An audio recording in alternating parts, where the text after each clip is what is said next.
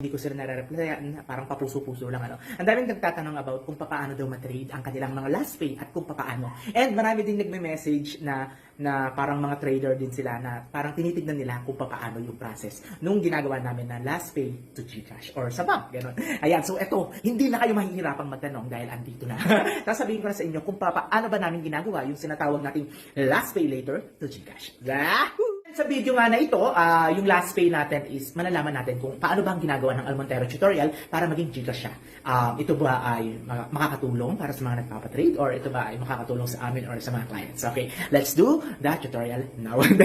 Okay, so yung last pay kasi is a kind of credit pagdating kay Lazada, which is, alam nating lahat na ang last pay ay maaari lang natin gamitin sa mga bills. And itong mga user ng Lazada na may last pay na maaari nilang gamitin sa mga bills sa Lazada apps is selected only. So, ibig sabihin, hindi lahat ng may last pay ay maaari nilang magamit yung kanilang mga credit or yung last pay sa pagbabayad ng bills. So, not possible to pay sa mga bills. Hindi lahat. Selected lamang po yan.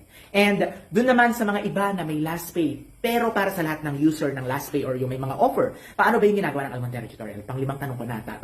Ayan, so, ang ginagawa lang po namin dyan is, naghahanap kami ng mga clients, naghahanap kami ng mga kakilala, kaibigan, and dito mismo sa bahay na ito, naghahanap kami na maaari naming magamit as well as maaari naming